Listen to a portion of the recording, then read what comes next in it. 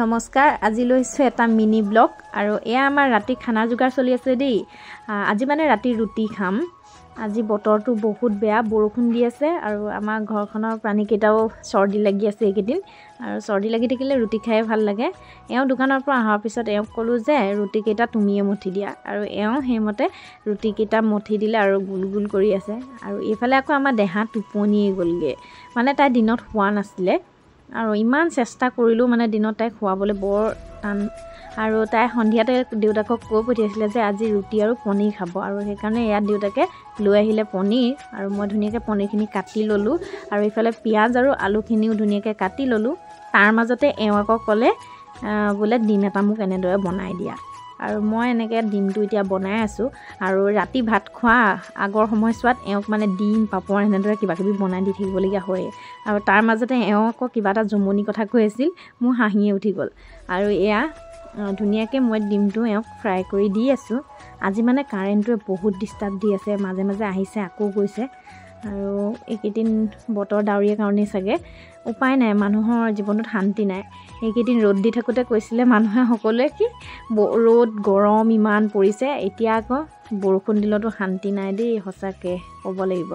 আৰু এইফালে কেৰাহীত মই তেলখিনি দি লৈছোঁ আৰু আলুখিনি ধুনীয়াকৈ ফ্ৰাই কৰি লৈছোঁ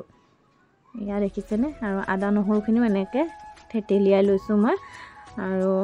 এইফালে আলুখিনি ফ্ৰাই হৈয়ে গ'ল আৰু এয়া দেখিছেনে এনেদৰে বনাইছোঁ ৰঙাকৈ ফ্ৰাই কৰি লৈছোঁ আৰু এয়া পনীৰখিনি ফ্ৰাই কৰি লৈছোঁ এতিয়া বহুত দেৰিয়ে হৈ গৈছেগৈ মোৰ বনাওঁতে এওঁ আকৌ টোপনিয়ে আহিছে বুলি কৈছে 10:30 বাজিলেই মই লৰালৰিকৈ বনাই আছোঁ কি ক'ব উপায় নাই এয়া এওঁ অহাও দেৰি হৈছে আজি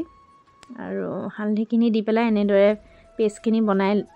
দি লৈছোঁ কাৰেণ্টটো থাকোঁতে ধুনীয়াকৈ মই বিলাহী আৰু পিঁয়াজৰ পেষ্টখিনি বনাই ল'লোঁ আৰু এনেকৈ নিমখ অলপ দিছোঁ এতিয়া গৰম পানী অলপ ঢালি দিছোঁ আৰু বেছি মছলা নিদিওঁ বাৰু কিমান আৰু খানাখিনিকে চাই থাকিব মোকো অকণমান দেখুৱাই দিছোঁ কিন্তু মোৰ অৱস্থাটো একেবাৰে বেয়া মানে গাটো ভাল নহয় যে একেবাৰে জাধলি মাধলি হৈ আছোঁ আৰু কি ক'ব এতিয়া পনীৰখিনি দি লৈছোঁ ধুনীয়াকৈ লৰাই দিছোঁ হৈয়ে গ'ল আৰু পনীৰ আৰু এইফালে টাৱাখন পাতি লৈছোঁ